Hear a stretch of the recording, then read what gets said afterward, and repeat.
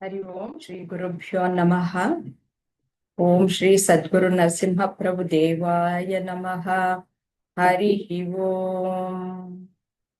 ಎಲ್ಲ ಆತ್ಮಜ್ಯೋತಿಗಳಿಗೂ ಸಾಷ್ಟಾಂಗ ನಮಸ್ಕಾರಗಳು ಹಾಗೂ ಭಗವತ್ಪಾದ ಆದಿಶಂಕರಾಚಾರ್ಯ ಅದ್ವೈತ ವೇದಾಂತ ಅಧ್ಯಯನ ವೃತ್ತಕ್ಕೆ ತಮ್ಮೆಲ್ಲರಿಗೂ ಆದರದ ಸ್ವಾಗತ. ಇಂದು ನಾವು ತತ್ವಬೋಧ ಗ್ರಂಥದ ಗುರೂಜಿಗಳ ಟಾಕ್ಸ್ 25, 26, 27 ಮೇಲೆ ಮನನ ಮಾಡೋಣ. ನಾವು ಸೂಕ್ಷ್ಮ ಶರೀರದ ಬಗ್ಗೆ ಸ್ವಲ್ಪ ನಾವು ಹಿಂದಿನ ವಾರದಲ್ಲಿ ತಿಳಿದುಕೊಂಡ್ವಿ. ಇವತ್ತು ಜ್ಞಾನೇಂದ್ರಿಯಗಳು ಮತ್ತೆ ಕರ್ಮೇಂದ್ರಿಯಗಳ ಬಗ್ಗೆ ನಾವು ತಿಳಿದುಕೊಳ್ಳೋಣ.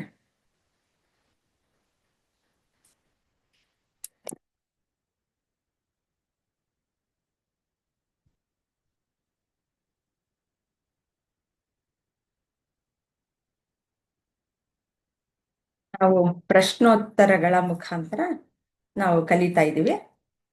ಗುರೂಜಿಗಳ ಟಾಕ್ ನೀವು ಕೇಳಿಸ್ಕೊಂಡಿದ್ದೀರಾ?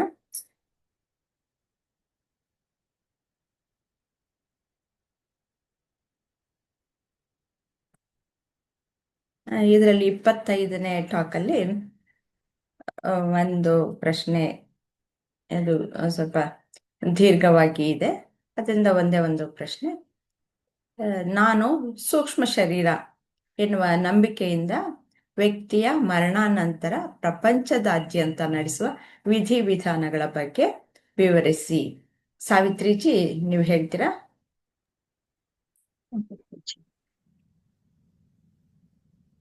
ಇಲ್ಲಿ ಪ್ರಭುಜಿಯವರ ಟಾಕಲ್ಲಿ ಹೇಳಿರೋದು ಪ್ರಭು ಅಂದ್ರೆ ಸೂಕ್ಷ್ಮ ಮರಣದ ಸಮಯದಲ್ಲಿ ಶರೀರ ಬಿದ್ದು ಹೋಗುತ್ತೆ. ಆ ಸೂಕ್ಷ್ಮ ಶರೀರ ದೇಹದಿಂದ ದೇಹಕ್ಕೆ ಹೋಗತ್ತೆ. ಅದೇ ನಾನೇ ಸೂಕ್ಷ್ಮ ಶರೀರ ಅಂತ ಎಲ್ಲ ತಿಳ್ಕೊಂಡಿರೋದು ಆ ತರ ಪ್ರಪಂಚದಲ್ಲೆಲ್ಲ ಅಂತ. ಆದ್ರೆ ಆ ಈಜಿಪ್ಟ್ ದೇಶದಲ್ಲಿ ಆ ರಾಜನ ಶರೀರ ಮರಣಾಂತರ ಆದ್ಮೇಲೆ ಅವರು ಪಿರಮಿಡ್ ತರ ಕಟ್ಟುತ್ತಾರೆ. ಯಾಕೆ ಅಂತಂದ್ರೆ ಆ ಸೂಕ್ಷ್ಮ ಶರೀರ ಅಲ್ಲಿ ಓಡಾಡತ್ತೆ ಆ ಶರೀರದ ಜೊತೆ ಅಂತ ಹೇಳ್ಬಿಟ್ಟು ಅಲ್ಲಿನ ಅನೇಕ ಮಂದಿ ರಾಣಿಯರನ್ನ ದಾಸಿಯರನ್ನ ಅಲ್ಲಿ ಎಲ್ಲಾನು ಆ ಪಿರಮಿಡ್ ಒಳಗಡೆಗೆ ಬಿಡ್ತಾರೆ. ಮತ್ತೆ ಅಲ್ಲಿ ಬೇಕಾದಂತ ಎಲ್ಲಾ ಸೌಲಭ್ಯಗಳನ್ನು ಆ ಪಿರಮಿಡ್ ಒಳಗಡೆ ಇಟ್ಟು ಅದನ್ನ ಕ್ಲೋಸ್ ಮಾಡ್ತಾರೆ. ಯಾಕೆಂದ್ರೆ ಸೂಕ್ಷ್ಮ ಶರೀರ ಇರತ್ತೆ ಅವ್ರ ಜೊತೆ, ಇವರು ಜೀವಂತವಾಗಿರೋರು, ಇವ್ರನ್ನೂ ಕೂಡ ಆ ಪಿರಮಿಡ್ ನಲ್ಲೇ ಇಟ್ಬಿಟ್ಟು ಸಮಾಧಿನ ಮಾಡ್ತಾರೆ. ಆ ಸೂಕ್ಷ್ಮ ಶರೀರ ಓಡಾಡತ್ತೆ ಅನ್ನೋ ಒಂದು ಇದಿರತ್ತೆ. ಇನ್ನು ಮತ್ತೆ ಹಿಂದೂ ಧರ್ಮದಲ್ಲೆಲ್ಲ ಆ ಮರಣಾಂತರ ಆದ್ಮೇಲೆ ಆ ಶರೀರವನ್ನ ಮಣ್ಣಲ್ಲಿ ಸಮಾಧಿ ಮಾಡ್ಬಿಡ್ತಾರೆ. ಗುಣಿ ತೆಗೆದ್ಬಿಟ್ಟು ಹೂತ್ ಬಿಡ್ತಾರೆ. ಯಾಕೆ ಅಂತಂದ್ರೆ ಆ ಸುತ್ತಲೂ ಅದು ಮತ್ತೆ ಅದು ಆ ದೇಹದಲ್ಲಿ ಆ ಸೂಕ್ಷ್ಮ ಶರೀರ ಸೇರ್ಕೋಬಾರ್ದು ಅಂತ ಅಲ್ಲಿ ಸುತ್ತಲೂ ಓಡಾಡ್ತಾ ಇರತ್ತೆ ಅಂತ ಹೇಳ್ಬಿಟ್ಟು ಅದನ್ನ ಅಲ್ಲಿ ಹೂತ್ ಬಿಡ್ತಾರೆ. ಕೆಲವರು ಸುಡ್ತಾರೆ ಅದನ್ನ. ಸೂಕ್ಷ್ಮ ಶರೀರ ಅದಕ್ಕೆ ಸೇರ್ಕೋಬಾರ್ದು, ಯಾಕೆಂದ್ರೆ ಇನ್ನೊಂದು ದೇಹಕ್ಕೆ ಹೋಗ್ಬೇಕು ಸೂಕ್ಷ್ಮ ಶರೀರ ಅಂತ ಹೇಳ್ಬಿಟ್ಟು ಮಾಡ್ತಾರೆ ಕೆಲವು ಇದರಲ್ಲಿ.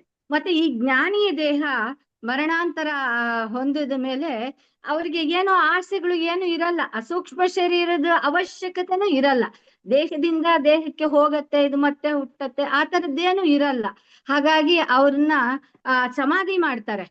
ಕೂಡ್ಸಿ ಸಮಾಧಿ ಮಾಡ್ಬಿಟ್ಟು ಆ ಸೂಕ್ಷ್ಮ ಶರೀರ ಅಲ್ಲೇ ಇರತ್ತೆ ಅಂತ ಹೇಳ್ಬಿಟ್ಟು ಅದನ್ನೂ ಕೂಡ ಅವರು ಒಂದು ಭಕ್ತಾದಿಗಳಿಗೆ ಒಂದು ಆಶೀರ್ವಾದ ಸಿಗತ್ತೆ, ಅವರೊಂದು ಆಶೀರ್ವಾದ ಸಿಗತ್ತೆ ಅಂತ ಹೇಳ್ಬಿಟ್ಟು ಸಮಾಧಿ ಮಾಡಿ ಸೂಕ್ಷ್ಮ ಶರೀರದ ಅವಶ್ಯಕತೆ ಇಲ್ಲ ಅಂತ ಹೇಳ್ಬಿಟ್ಟು ಮಾಡ್ತಾರೆ ಜ್ಞಾನಿಗಳಿಗೆ ಅಂತ ಇಲ್ಲಿ 3 ರೀತಿನಲ್ಲಿ ಪ್ರಭುಜಿ ಗುರೂಜಿಯವರು ತಿಳಿಸ್ಕೊಟ್ಟಿದ್ದಾರೆ ಈ ಟಾಕಲ್ಲಿ.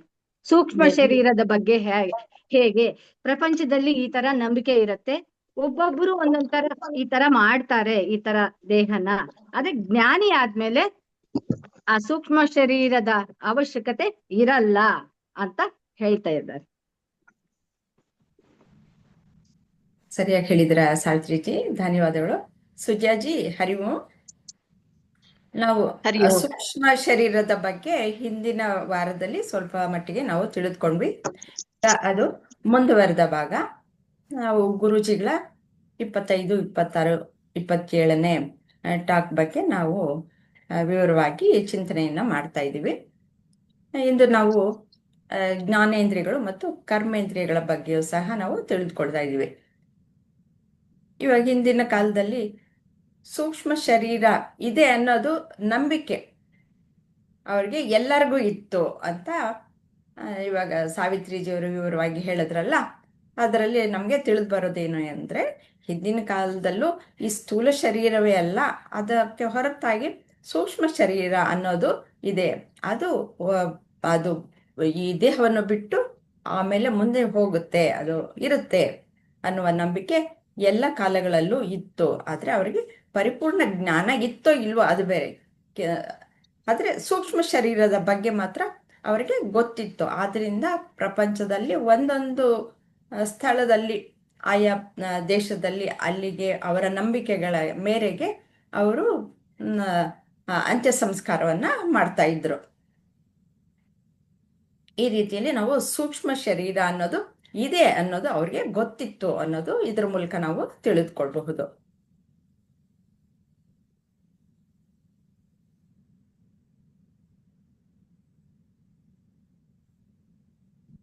ಇವಾಗ ಈ ಸೂಕ್ಷ್ಮ ಶರೀರ ಇದೆ ಅನ್ನೋದು ಗೊತ್ತಾಯ್ತು. ನಮಗೂ ಈಗ ನಾವು ವೇದಾಂತ ಅಧ್ಯಯನ ಮಾಡ್ತಾ ಇದ್ದೀವಿ, ಆದ್ರಿಂದ ನಮಗೆ ಇನ್ನೂ ಸ್ಪಷ್ಟವಾಗಿ ಗೊತ್ತಾಗಿದೆ. ಸೂಕ್ಷ್ಮ ಶರೀರದ ಬಗ್ಗೆ ನಾವು ಚಿಂತನೆಯನ್ನು ಮಾಡ್ತಾ ಇದ್ದೀವಿ. ಸರಿ, ಇದಾದ್ಮೇಲೆ ಅದು ಕೆಲಸ, ಸೂಕ್ಷ್ಮ ಶರೀರ ಕೆಲಸ ಮಾಡಲು, ಸೂಕ್ಷ್ಮ ಶರೀರ ತನ್ನ ತಾನೇ ಕೆಲಸ ಮಾಡುತ್ತಾ? ಇಲ್ಲಿ ಯಾರು ಕೆಲಸ ಮಾಡೋದು? ಸೂಕ್ಷ್ಮ ಶರೀರದಲ್ಲಿ ಏನೇನಿರುತ್ತೆ ಅನ್ನೋದು ಸಹ ಗೊತ್ತು. ಆದರೆ ಇನ್ನೊಂದ್ಸತಿ ನಾವು ಅದನ್ನ ತಿಳ್ಕೊಳ್ಳೋಣ, ಏನೇನಿರುತ್ತೆ ಸೂಕ್ಷ್ಮ ಶರೀರದಲ್ಲಿ ಅಂತ. ಶಶಿಧರ್ಜಿ, ನೀವು ಹೇಳ್ತೀರಾ ಸೂಕ್ಷ್ಮ ಶರೀರದಲ್ಲಿ ಏನಿರುತ್ತೆ? ಇಲ್ಲ ಮೇಡಮ್, ನಾನು ಅದು ವಿಡಿಯೋ ನೋಡ್ಲಿಲ್ಲ. ಸರಿ, ಸುಜಿಯಾಜಿ ನೀವು ಹೇಳ್ತೀರಾ? ನಾನು ತಿಳಿದಿರೋ ಮಟ್ಟಿಗೆ ಹೇಳ್ತೀನಿ. ಸೂಕ್ಷ್ಮ ಶರೀರದಲ್ಲಿ ಸೂಕ್ಷ್ಮವಾಗಿ ಇರೋ ಇಂದ್ರಿಯಗಳಿರುತ್ತೆ, ಕರ್ಮೇಂದ್ರಿಯಗಳಿರುತ್ತೆ, ಜ್ಞಾನೇಂದ್ರಿಯಗಳಿರುತ್ತೆ. ಅವೆಲ್ಲ ಸ್ಥೂಲ ಶರೀರದಲ್ಲಿರೋ ಇಂದ್ರಿಯಗಳಿಗೆ ಸ್ಥೂಲ ಶರೀರದಲ್ಲಿರೋ ಇಂದ್ರಿಯಗಳೆಲ್ಲ ಗೋಲಕಗಳು ತರ ಇರತ್ತೆ, ಗೋಲಕ. ಆ ಸೂಕ್ಷ್ಮ ಶರೀರದ್ದು ಸೂಕ್ಷ್ಮ ಶರೀರದ ಇಂದ್ರಿಯಗಳೆಲ್ಲ ಗೋಲಕ, ಅದ್ರ ಮೂಲಕ ಬಂದ್ಬಿಟ್ಟು ಗೋಲಕದ ಮೂಲಕ ನಾವು ಎಲ್ಲದನ್ನು ನೋಡೋದು, ಕೇಳೋದು, ಮಾತಾಡೋದು ಅದನ್ನೆಲ್ಲ ಹಾಕತ್ತೆ.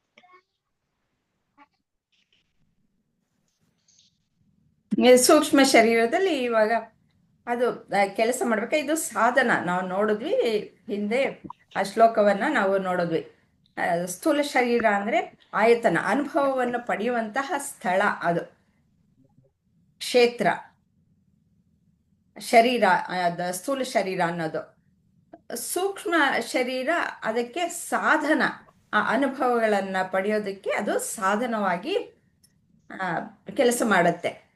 ಅದು ಕೆಲಸ ಮಾಡಬೇಕಾದ್ರೆ ನಮ್ಗೆ ಯಾರಿರ್ಬೇಕು? ದೇವತೆಗಳು ಇರಬೇಕು. ಆ ಸೂಕ್ಷ್ಮ ಶರೀರದಲ್ಲಿ ಏನೇನಿರುತ್ತೆ ಅಂದ್ರೆ ಪಂಚ ಪ್ರಾಣಗಳಿರುತ್ತವೆ, ಪಂಚೇಂದ್ರಿಯಗಳು, ಪಂಚ ಕರ್ಮೇಂದ್ರಿಯಗಳಿರುತ್ತೆ, ಮತ್ತೆ ಮನಸ್ಸು, ಬುದ್ಧಿ, ಚಿತ್ತ, ಅಹಂಕಾರ, ಇಷ್ಟು ಸೂಕ್ಷ್ಮ ಶರೀರದಲ್ಲಿ ಇರುತ್ತೆ. ಸ್ಥೂಲ ಶರೀರದಲ್ಲಿ ಪಂಚಭೂತಗಳಿಂದ ಮಾಡಿರುವಂತಹ ಸ್ಥೂಲ ಶರೀರ. ಇಲ್ಲಿ ಈ ಸೂಕ್ಷ್ಮ ಶರೀರ ಕೆಲಸ ಮಾಡ್ಬೇಕಾದ್ರೆ, ಅದಕ್ಕೆ ಚೈತನ್ಯವನ್ನು ಕೊಡ್ಬೇಕಾದ್ರೆ ಅದಕ್ಕೆ ಶಕ್ತಿ, ದೇವತೆಗಳು ಕೆಲಸ ಮಾಡಬೇಕು. ಆ ದೇವತೆಗಳು ನಮ್ಮಲ್ಲಿ ತುಂಬಾ ಪ್ರಸಿದ್ಧವಾಗಿ ಇರುವಂತಹದ್ದು, ಆ ನಂಬರ್ ಎಲ್ಲರ ಬಾಯಲ್ಲೂ ಇರುತ್ತೆ. ಅದು ಎಷ್ಟು ದೇವತೆಗಳಿದ್ದಾರೆ ಅಂತಂದ್ಬಿಟ್ಟು ಸಾವಿತ್ರಿ ಅವರು ಹೇಳ್ತೀರಾ? ಅದೇ 33 ಕೋಟಿ ದೇವತೆಗಳು ಅಂತ ಹೇಳ್ತಾ ಇದ್ದಾರೆ. ಯಾಕೆಂದ್ರೆ ಒಂದೊಂದಕ್ಕೂ ಒಂದೊಂದು ದೇವತೆ ಆಶೀರ್ವಾದ ಇದ್ರೆ ತಾನೇ ಅವೆಲ್ಲಾನು ಕೆಲಸ ಮಾಡೋದು ಅಂತ. ಎಲ್ಲಾನು ಭಗವಂತನ ಶಕ್ತಿಗಳೇ. 33 ಕೋಟಿ ದೇವತೆಗಳು ಇದ್ದಾರೆ ಅಂತ ತಿಳಿಸ್ಕೊಡ್ತಾ ಇದ್ದಾರೆ ಪ್ರಭುಜಿಯವರು. ಮತ್ತೆ ಮುಂದಿನ ಪ್ರಶ್ನೆಯನ್ನ ನೀವೇ ಹೇಳಿ ಹಾ. ಆನ್ಸರ್. ದೇವತೆಗಳು ಹಾಗೂ ಪರಬ್ರಹ್ಮ ಒಂದೇನಾ ಅಥವಾ ಬೇರೆ ಬೇರೆನಾ? ಹರಿ ಓಂ ಅಮ್ಮ, ನಾನು ಯಾಕೆ ಇದ್ದೀನಿ. ಅಂತಂದ್ರೆ ಹರಿ ಓಂ ದೇವತೆಗಳು ಸಂಧ್ಯಾಜಿ. ಇಲ್ಲ, ಆ ತರ ಆಗಲ್ಲ. ಭಗವಂತನ ಶಕ್ತಿಗಳೇ ಈ ದೇವತೆಗಳೆಲ್ಲಾನು ಅಂತ. ಭಗವಂತನ ಪರ ಶಕ್ತಿನೇ. ಶಕ್ತಿಗಳ ರೂಪದಲ್ಲಿ ಇವೆಲ್ಲ ಕೂಡ ಕೆಲಸ ಮಾಡ್ತಾ ಇರತ್ತೆ ಅಂತ. ಆದ್ರೆ ದೇವತೆಗಳೇ ಬೇರೆ, ಪರಬ್ರಹ್ಮನೇ ಹಾ, ಬೇರೆ. ಬೇರೆ, ಪರಬ್ರಹ್ಮನೇ ಬೇರೆ, ಹಾಗಾಗಲ್ಲ ಅಂತ ಹೇಳ್ತಾ ಈ ಇದ್ದಾರೆ. ದೇವತೆಗಳಿಗೂ ಸಹ ಶರೀರ ಇರುತ್ತೆ ಅಂತ ಅನ್ನೋದು ಉಲ್ಲೇಖ ಇದೆ. ಹಾ,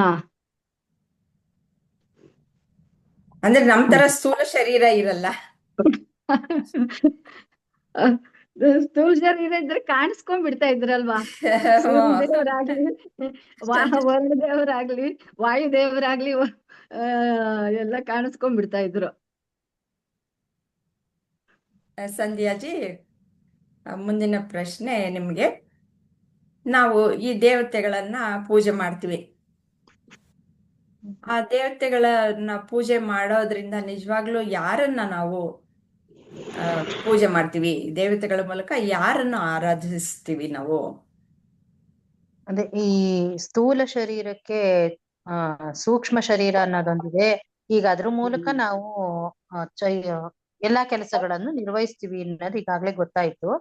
ಆ ಸೂಕ್ಷ್ಮ ಶರೀರವು ಎಲ್ಲಾ ದೇವತೆಗಳ ಒಂದು ಕೃಪೆಯಿಂದ ನಡೀತಾ ಇದೆ ಅಂತ. ಒಬ್ಬ ದೇವರಲ್ಲ, ಇದಕ್ಕೆ ಅನೇಕ ದೇವತೆಗಳು ಚೈತನ್ಯ ತುಂಬಿ ಒಂದೊಂದು ಅಂಗಾಂಗಕ್ಕೂ ಒಬ್ಬೊಬ್ಬ ದೇವತೆಗಳ ಮೂಲಕ ಈ ಸೂಕ್ಷ್ಮ ಶರೀರ ನಡೀತಾ ಇದೆ ಅನ್ನೋದು ಗೊತ್ತಾಯ್ತು.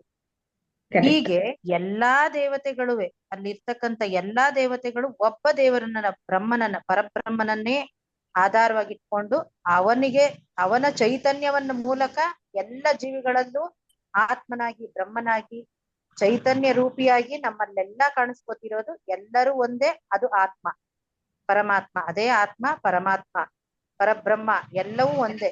ಆದ್ರೆ ಹೆಸರುಗಳು ಬೇರೆ ಬೇರೆ ರೀತಿಯಲ್ಲಿ. ಈಗ ಸೂಕ್ಷ್ಮ ಶರೀರಕ್ಕೆ ಬೇಕಾದಂತ, ಈಗ ನಾವು ಹೇಳಿದ್ವಲ್ಲ, ಈಗಾಗ್ಲೇ ಹೇಳಿದ್ವು, ಜ್ಞಾನೇಂದ್ರಿಯ, ಕರ್ಮೇಂದ್ರಿಯ ಮತ್ತು ಪಂಚ ಪ್ರಾಣಗಳು, ಇವು ಏನಿದೆ ಅಂತ ಎಲ್ಲ ಹೇಳಿದ್ವಿ. ಈ ಎಲ್ಲವುಗಳಿಗೂ ಚೈತನ್ಯ ಬೇಕಾಗಿರೋದು. ಈಗ ಅಂಗಾಂಗಗಳು ಹೆಂಗ್ ಬೇರೆ ಬೇರೆ ಇದೆಯೋ, ಅಂಗಾಂಗಗಳಿಗೂ ಒಬ್ಬೊಬ್ಬ ದೇವತೆಗಳ ಮೂಲಕ ಪ್ರಪಂಚದಲ್ಲಿ ಪರಬ್ರಹ್ಮನಿಗೆ ಬೇಕಾದಂತ ಎಲ್ಲಾ ಚೈತನ್ಯವು ಈ ಅಂಗಾಂಗಗಳ ಮೂಲಕ ಬಂದು ಬ್ರಹ್ಮನಿಗೋಸ್ಕರನೇ ಎಲ್ಲರೂ ಕೆಲಸ ಮಾಡ್ತಾ ಇರೋದು. ದೇವತೆಗಳು, ಆತ್ಮ, ನಾವೆಲ್ಲ ಒಂದೇ. ಇಲ್ಲಿ ಯಾವಾಗ ನಮ್ಗೆ ಅದನ್ನ ಮುಂದೆ ಹೇಳ್ತಾರೆ, ಆತ್ಮಜ್ಞಾನ ಬಂದಾಗ ನಮ್ಗೆ ಇದು ಅರಿವಾಗ್ಬಿಡುತ್ತೆ, ಎಲ್ಲರೂ ಒಂದೇ ಅನ್ನೋದು. ಆದ್ರೆ ಇಲ್ಲಿ ಎಲ್ಲಾ ಅಂಗಾಂಗಗಳಿಗೂ ಎಲ್ಲಾ ದೇವತೆಗಳು ಸೇರಿ ಒಬ್ಬನಿಗೆ ಆತ್ಮ, ಅದೇ ಪರಮಾತ್ಮ, ಪರಬ್ರಹ್ಮ, ಅವನಿಗೋಸ್ಕರ ಕೆಲಸ ಮಾಡ್ತಿರೋದು. ಹೇಗೆ ಇವಾಗ ಒಂದು ಆಫೀಸ್ ಇರುತ್ತೆ, ಹೌದು, ಒಂದು ಕಂಪನಿ ಇರುತ್ತೆ, ಕಂಪನಿ ಹೆಡ್ಗೆ ಅನೇಕರು ಕೆಲಸ ಮಾಡ್ತಾರೋ ನೌಕರರಿದ್ದಾಗೆ. ಆ ಹೌದು, ರೀತಿ ಎಲ್ಲಾ ಕೆಲಸಗಾರರು ಒಬ್ರಿಗೋಸ್ಕರನೇ ಹೇಗ್ ಮಾಡ್ತೀವಿ ಹಾಗೆ ಇಲ್ಲಿ ಕೆಲಸ ನಡೀತಾ ಇರುತ್ತೆ. ಆದ್ರೆ ಇಲ್ಲಿ ಅಂಗಸಂಸ್ಥೆಗಳು ಬೇರೆ ಹೇಗಿರುತ್ತೆ ಹಾಗೆ ಇಲ್ಲಿ ನಮ್ಗೆ ಅಂಗಾಂಗಗಳು ಬೇರೆ ಇರುತ್ತೆ. ಒಂದ್ ಸಂಸ್ಥೆನಲ್ಲಿ ಅಂಗ ಸಂಸ್ಥೆಗಳು ಇರ್ತವು, ಹಾಗೆ ನಮ್ಮ ದೇಹದಲ್ಲಿ ಅಂಗಾಂಗಗಳು ಬೇರೆ ಬೇರೆ ಇರುತ್ತೆ. ಆ ಅಂಗಾಂಗಗಳ ಮೂಲಕ ಎಲ್ಲಾ ದೇವತೆಗಳು ಕೆಲಸ ಮಾಡ್ತಿರ್ತಾರೆ. ಆದ್ರೆ ಎಲ್ಲಾರು ಮಾಡೋದು ಒಬ್ಬನೇ ಬಾಸು, ಅವನೇ ಬ್ರಹ್ಮ, ಅವನೇ ಆತ್ಮ, ಅವ್ರಿಗಾಗಿ ಎಲ್ಲರ ಕೆಲಸ. ದೇಹ ಅಂದ್ರೆ ಏನು ಅನ್ನೋದನ್ನ ಸ್ವಲ್ಪ ವಿವರವಾಗಿ ಹೇಳ್ತೀರಾ? ದೇಹ ಅನ್ನೋದು ಒಂದು ಯಂತ್ರ. ಇಲ್ಲಿ ನಮ್ಗೆ ದೇಹ ಅನ್ನೋ ಯಂತ್ರ, ಈ ಯಂತ್ರ ಕೆಲಸ ಮಾಡ್ಬೇಕು ಅಂದ್ರೆ ಇಂಧನ ಬೇಕು. ಈ ಇಂಧನವೇ ಸ್ಥೂಲ ಶರೀರಕ್ಕೆ ಬೇಕಾದಂತ ಸೂಕ್ಷ್ಮ ಶರೀರ. ಈ ಸೂಕ್ಷ್ಮ ಶರೀರ ಎಲ್ಲ ಅನುಗ್ರಹದಿಂದ, ಎಲ್ಲಾ ದೇವತೆಗಳ ಅನುಗ್ರಹದಿಂದ ಕೆಲಸ ಆದ್ರೆ ಇಲ್ಲಿ ನಾನು ಮಾಡ್ತಾ ಇದ್ದೀನಿ ಅಂತ ಅನ್ಕೋತೀವಿ. ಇಲ್ಲಿ ನಾನು ಏನು ಮಾಡ್ತಿರಲ್ಲ, ಎಲ್ಲಾ ದೇವತೆಗಳ ಅನುಗ್ರಹದ ಮೂಲಕವೇ ನಾವು ಕೆಲಸ ಮಾಡ್ತಿರ್ತೀವಿ. ನಮ್ಮ ಇಂದ್ರಿಯಗಳು, ಪಂಚೇಂದ್ರಿಯಗಳು, ಜ್ಞಾನೇಂದ್ರಿಯಗಳು, ಕರ್ಮೇಂದ್ರಿಯಗಳು, ಇವು ಎಲ್ಲವೂ, ಮನಸ್ಸು, ಬುದ್ಧಿ, ಚಿತ್ತ, ಇವುಗಳೊಟ್ಟಿಗೆ ಒಂದು ಅಹಂಕಾರ, ಈ ಅಹಂಕಾರವೂ ಸೇರಿ ಎಲ್ಲವೂ, ಈ ನಾನು ಅನ್ನೋದೇ ಈ ಅಹಂಕಾರ. ಇದೂ ಸಹ ಎಲ್ಲಾ ಭಗವಂತನ ಕೃಪೆಯ ಮೂಲಕವೇ ಕೆಲಸ ಮಾಡ್ತಾ ಇರುತ್ತೆ. ದೇಹ ಅನ್ನೋದು ಒಂದು ಯಂತ್ರ, ಯಂತ್ರಕ್ಕೆ ಬೇಕಾದಂತ ಇಂಧನ ಸೂಕ್ಷ್ಮ ಶರೀರ. ದೇಹ ಅಂದ್ರೆ ಅದಕ್ಕೆ ಅಂಗಾಂಗಗಳು ಇರುತ್ತೆ, ನೀವು ಅವಾಗ್ಲೇ ಹೇಳಿದ ಹಾಗೆ ಅಂಗಾಂಗಗಳು ಇರುತ್ತೆ. ಆ ಅಂಗಾಂಗಗಳು ಕೆಲಸ ಮಾಡಬೇಕಾದ್ರೆ ಅದಕ್ಕೆ ನೀವು ಹೇಳಿದ ಹಾಗೆ ಸೂಕ್ಷ್ಮ ಶರೀರ ಅನ್ನೋದಿರ್ಬೇಕು. ಆದ್ರೆ ಸೂಕ್ಷ್ಮ ಶರೀರಕ್ಕೂ ಸಹ ಚೈತನ್ಯವನ್ನು ಕೊಡುವಂತಹದ್ದು ಪರಬ್ರಹ್ಮನಿಂದಲೇ, ಆತ್ಮನಿಂದಲೇ ಎಲ್ಲ ಚೈತನ್ಯವು ಬರೋದು. ಆದ್ರೆ ಆ ಒಂದೊಂದು ಅಂಗ, ಒಂದೊಂದು ನೇಮಿಸಲ್ಪಟ್ಟಿರುವಂತಹ ದೇವತೆಗಳು ಇದ್ದಾರೆ. ಆ ದೇವತೆಗಳು ಆ ಒಂದು ಕೆಲಸವನ್ನ ನಿರ್ವಹಿಸ್ತಾರೆ. ಹಾಗೆ 33 ಕೋಟಿ ಒಂದೊಂದು ದೇವತೆಗಳು. ಡಿಪಾರ್ಟ್ಮೆಂಟ್ ಒಂದೊಂದು ಹೆಡ್ ಇದ್ದಾಗೆ. ಸಂಸ್ಥೆ ಒಂದೊಂದು ಡಿಪಾರ್ಟ್ಮೆಂಟ್ ಒಬ್ಬೊಬ್ಬ ಹೆಡ್ ಇದ್ದಂಗೆ, ಇಲ್ಲ ದೇಹದ ಒಂದೊಂದು ಅಂಗಕ್ಕೂ ಒಬ್ಬೊಬ್ಬ ದೇವರು ಅಂತ ಹೇಳಿದ್ದಾರೆ ಇಲ್ಲಿ. ನಡೆಸ್ತಾರೆ ಅಂತ ಹೇಳ್ತಾರೆ. ಈ ದೇವತೆಗಳು ಯಾರು ಅನ್ನೋದು ಸಾವಿತ್ರಿಜಿ ನೀವು ಹೇಳ್ತೀರಾ?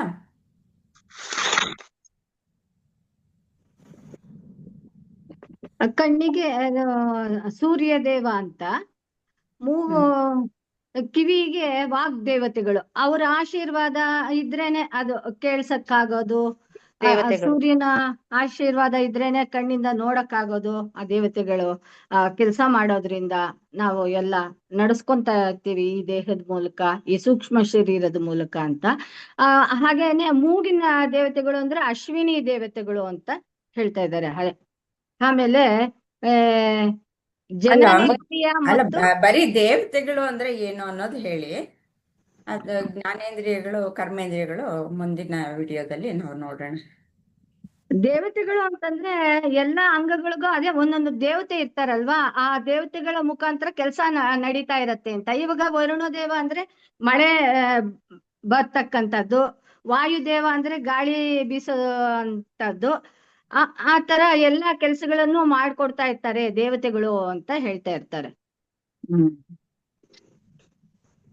ಇವಾಗ ಪಂಚ ಜ್ಞಾನೇಂದ್ರಿಯಗಳು ಮತ್ತೆ ಪಂಚ ಕರ್ಮೇಂದ್ರಿಯಗಳು, ಬಗ್ಗೆ ಪಂಚ ಜ್ಞಾನೇಂದ್ರಿಯಗಳು ಅಂತ ಇದೆ. ಸುಜಿ ಅವರು ಹೇಳ್ತೀರಾ ಪಂಚ ಜ್ಞಾನೇಂದ್ರಿಯಗಳು ಯಾವುವು?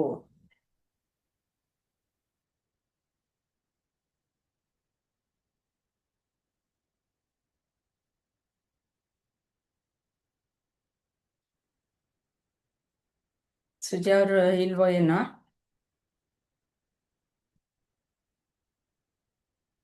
ಹರಿ ಓಂ ಲಕ್ಷ್ಮೀಜಿ, ನಮ್ಗೆ ಪಾರ್ಟಿಸಿಪೇಟ್ ಮಾಡಕ್ ಆಗ್ತಾ ಇದೆಯಾ? ಇನ್ನು ನಮ್ಗೆ ಕೆಲಸ ಇದೆಯಾ? ಇಲ್ಲಿ ಏನೋ ಪ್ರಾಬ್ಲಮ್ ಆಗೋಗಿತ್ತು ಮೊಬೈಲು. ಹೇಳ ಹೇಳಿ ಸುಜಿಯಾಜಿ. ಜ್ಞಾನೇಂದ್ರಿಯಗಳಲ್ವಾ? ಜ್ಞಾನೇಂದ್ರಿಯಗಳು ಯಾವುವು?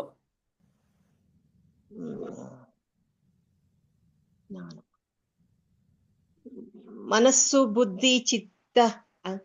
ನಿಮಿಷ, ಅದು ಅಂತಃಕರಣ. ಕರೆಕ್ಟ್. ಕರ್ಮೇಂದ್ರಿಯಗಳು ಆಯ್ತು. ಜ್ಞಾನೇಂದ್ರಿಯ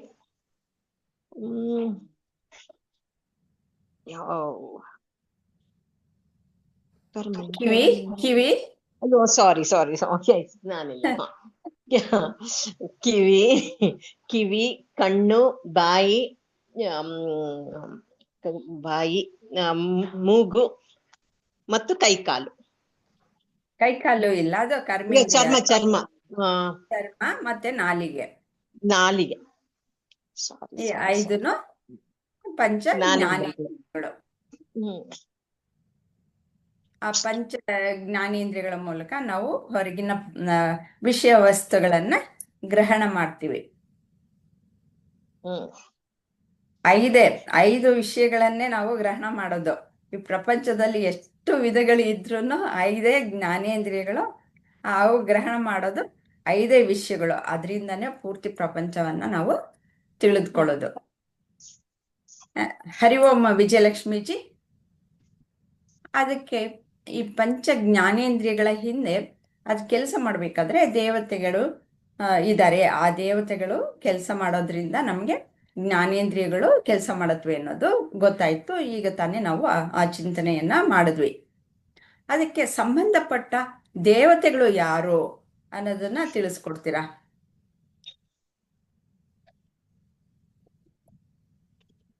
ವಿಜಯಲಕ್ಷ್ಮಿಯವರು.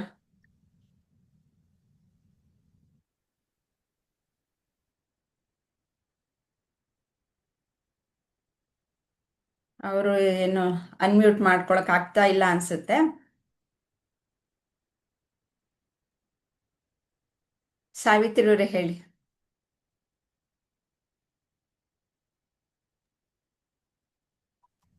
ಅದಕ್ಕೆ ಕಣ್ಣಿಗೆ ಸೂರ್ಯ ದೇವರು, ಕಿವಿಗೆ ದಿಗ್ದೇವತೆಗಳು ಅಂತ, ಮೂಗುಗೆ ಅಶ್ವಿನಿ ದೇವತೆಗಳು, ನಾಲಿಗೆಗೆ ವರುಣ ದೇವರು, ಚರ್ಮಕ್ಕೆ ವಾಯುದೇವರು.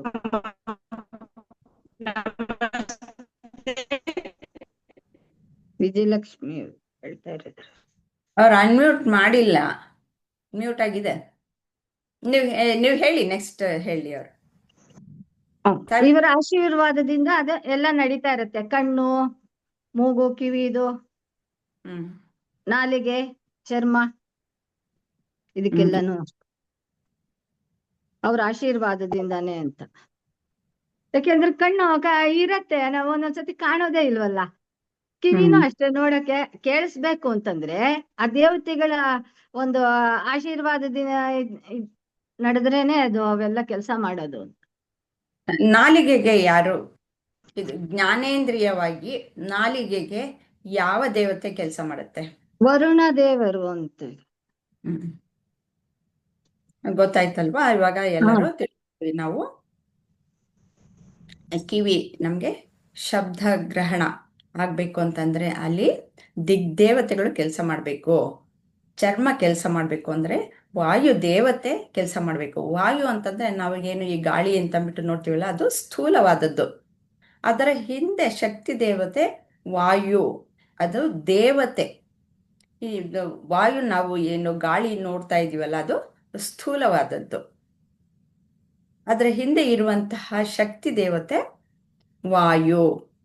ಹಾಗೆ ನಾಲಿಗೆಗೆ ವರುಣ ದೇವತೆ, ಮೂಗಿಗೆ ಅಶ್ವಿನಿ ದೇವತೆಗಳು, ಕಣ್ಣಿಗೆ ಸೂರ್ಯ ದೇವತೆ. ಈ ಸೂರ್ಯ ಅನ್ನೋದು ನಮಗೆ ಸ್ಥೂಲವಾಗಿ ಕಾಣಿಸ್ತಾ ಇದೆಯಲ್ಲ, ಅದು ಬೆಳಕನ್ನ ಚೆಲ್ಲುತ್ತೆ ಹೊರಗಡೆ. ಅದರ ಒಂದು ಪ್ರಕಾಶದಲ್ಲಿ ನಾವು ವಸ್ತುಗಳನ್ನ ಗ್ರಹಿಸ್ತೀವಿ. ಆದ್ರೆ ನಮ್ಮ ಕಣ್ಣಿನ ಆ ಗ್ರಹಣ ಶಕ್ತಿ ಅನ್ನೋದು ಇರ್ಬೇಕಲ್ಲ, ಅದನ್ನ ಸೂರ್ಯ ದೇವತೆ ಇದ್ದರೆ ಮಾತ್ರ ಸಾಧ್ಯ ನಾವು ಹೊರಗಿನ ಪ್ರಪಂಚದಲ್ಲಿ ವಸ್ತುಗಳನ್ನ ಗ್ರಹಿಸುವುದಕ್ಕೆ, ಅವುಗಳ ರೂಪ ಮತ್ತು ಬಣ್ಣವನ್ನ ಗ್ರಹಿಸಬೇಕು ಅಂತಂದ್ರೆ. ಕಿವಿ ಅನ್ನೋದು ಶಬ್ದ ಗ್ರಹಣವನ್ನ ಮಾಡುತ್ತೆ, ಚರ್ಮ ಅನ್ನೋದು ಸ್ಪರ್ಶ, ಕಣ್ಣು ಅನ್ನೋದು ರೂಪ ಮತ್ತು ಬಣ್ಣವನ್ನ ಗ್ರಹಣ ಮಾಡುತ್ತೆ, ನಾಲಿಗೆ ಅನ್ನೋದು ರಸ, ಮತ್ತೆ ಮೂಗು ಗಂಧವನ್ನ ಗ್ರಹಣ ಮಾಡುತ್ತೆ. ಹೀಗೆ ಪಂಚೇಂದ್ರಿಯಗಳು 5 ಪಂಚ ವಿಷಯಗಳನ್ನ ಗ್ರಹಣ ಮಾಡುತ್ತೆ. ಅದರಿಂದನೇ ನಾವು ಈ ಪ್ರಪಂಚವನ್ನ ತಿಳ್ಕೊಳ್ಳೋದು. ಎಲ್ಲವೂ ಪಂಚಭೂತಗಳು, ಪಂಚ ಜ್ಞಾನೇಂದ್ರಿಯಗಳು, ಪಂಚ ಕರ್ಮೇಂದ್ರಿಯಗಳು, ಹೀಗೆ ಪ್ರಪಂಚ. ಈಗ ಪಂಚ ಕರ್ಮೇಂದ್ರಿಯಗಳು ಯಾವುವು ಅನ್ನೋದನ್ನ ತಿಳಿದುಕೊಳ್ಳೋಣ. ವಿಜಯಲಕ್ಷ್ಮಿ ಅವರು ಹೇಳ್ತೀರಾ? ಇವಾಗ ಅನ್ಮ್ಯೂಟ್ ಮಾಡ್ಕೊಂಡಿದ್ದೀರಾ? ಹಾಂ, ಹೇಳ್ತೇನೆ. ಪಂಚ ಕರ್ಮೇಂದ್ರಿಗಳು ಕೆಲಸ ಮಾಡುವ ಶಕ್ತಿಗಳು ಅಂತ. ಕೇಳಿಸುತ್ತಮ್ಮ? ಕೇಳಿಸ್ತಾ ಇದೆ. ಹಲೋ. ಇವು ಪಂಚ ಕರ್ಮೇಂದ್ರಿಗಳಂದ್ರ ಕೆಲಸ ಮಾಡುವಂತ ಶಕ್ತಿಗಳು. ನಾಲಿಗೆ, ಇದು ನಾಲಿಗೆ ಕೆಲಸ ಮಾಡ್ಬತ್ತಿ ಚಲನೆ ಕೊಡೋದು, ಮಾತಾಡೋದಕ್ಕೆ, ಕೆಲಸ ಮಾಡೋದಕ್ಕೆ. ನಾಲಿಗೆ ಚಲನೆ ಕೊಡುತ್ತಾ? ನಾಲಿಗೆ ಚಲನೆ. ಕೈ ಕೆಲಸ ಮಾಡಲ್ಲ. ವಾಕ್ ಅಲ್ವಾ? ಇಂದ್ರದೇವ. ನಾಲಿಗೆ ಮಾತಾಡೋದ್ರಲ್ಲಿ ಚಲನೆಗೆ ಅಂತ. ಆಮೇಲೆ ಚಲನೆ ಮಾಡೋದು ಕಾಲಲ್ವಾ? ನಾವ್ ಒಂದ್ ಕಡೆಯಿಂದ ಓಡಾಡೋದು. ಚಲನೆ ಅನ್ನೋದು ನೀವು ಬೇರೆ ಇದಕ್ಕೆ ಮಿಸ್ಟೇಕ್ ಮಾಡ್ಕೊಂಡು ಹೇಳ್ತಿದ್ರ. ಇವಾಗ ಅಗ್ನಿ ಅನ್ನೋದಕ್ಕೆ ಚಲನೆ ಅನ್ನೋದನ್ನ ಹೇಳೋದಕ್ಕೆ ಹೇಳ್ತಾ ಇದ್ದೀರಾ. ಆದ್ರೆ ನಾಲಿಗೆ ಅನ್ನೋದು ವಾಕ್, ಅದನ್ನ ನಾವು ಅದು ಒಂದು ಕೆಲಸ, ಒಂದು ಕ್ರಿಯೆಯನ್ನ ಮಾಡುವಂತಹದ್ದು. ನಾವು ಮಾತಾಡೋದ್ರ ಮೂಲಕ ನಾವು ಅನೇಕ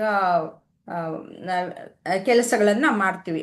ಒಬ್ಬರಿಂದ ಒಬ್ಬರಿಗೆ ಸಂದೇಶವನ್ನು ಕೊಡೋದಕ್ಕೆ ಒಂದು ಕಮ್ಯುನಿಕೇಶನ್ ಆಗಿ ನಾವು ಉಪಯೋಗಿಸ್ತೀವಿ.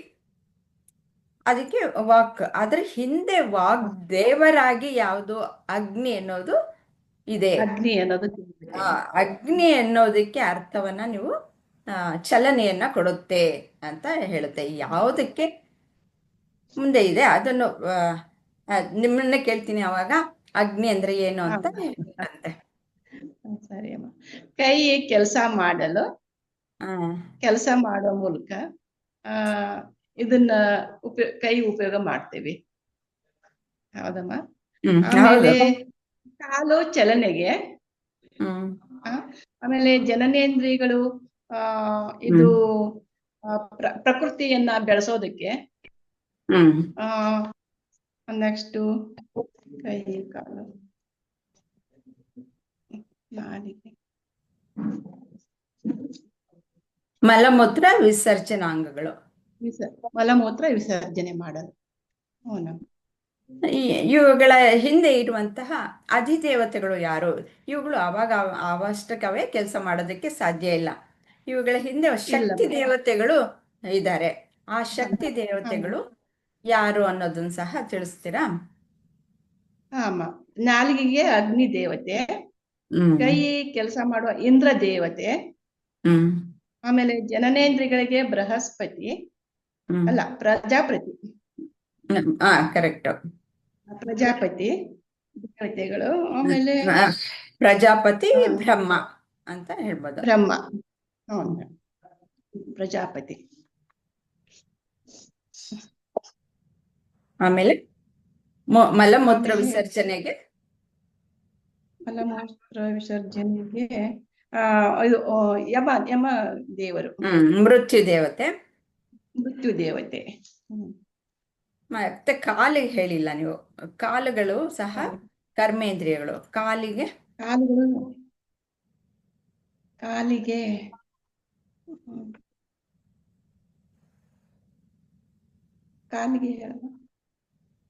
ವಿಷ್ಣು ದೇವತೆ. ವಿಷ್ಣು ಕಾಲಿಗೆ ವಿಷ್ಣು ದೇವತೆ, ಕೈಗೆ ಇಂದ್ರ ದೇವತೆ, ಜನನೇಂದ್ರಿಯಗಳಿಗೆ ಪ್ರಜಾಪತಿ, ಆಮೇಲೆ ಮಲಮೂತ್ರ ವಿಸರ್ಜನೆಗೆ ಮೃತ್ಯು ದೇವತೆ. ಮೃತ್ಯು ದೇವತೆ. ನೆಕ್ಸ್ಟ್ ಕಾಲುಗಳಿಗೆ ಇಂದ್ರ ದೇವತೆ. ಕಾಲಿಗೆ ಇಂದ್ರ ಅಲ್ಲ, ಕಾಲಿಗೆ ವಿಷ್ಣು, ಕೈಗೆ ಇಂದ್ರ. ಕೈಗೆ ಇಂದ್ರ, ಕಾಲಿಗೆ ವಿಷ್ಣು. ಲಕ್ಷ್ಮೀಜಿ, ನಿಮ್ಗೆ ಆನ್ಸರ್ ಮಾಡಕ್ ಆಗುತ್ತಾ ಅಥವಾ ಹೊರಗಡೆ ಇದ್ದೀರಾ?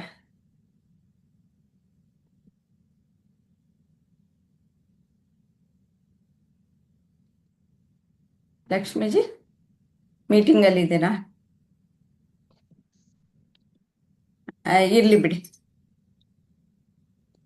ಮೇಡಮ್, ಇದು ಈ 5 ಕಾರ್ಯಗಳಿದಾವಲ್ಲ, ವಾಕು, ಪಾಣಿ, ಪಾದ, ಉಪಸ್ಥ, ಪಾಯು, ಇವುಗಳನ್ನ ಏನಂತ ಕರಿತೀವಿ? ಕರ್ಮೇಂದ್ರಿಯಗಳು.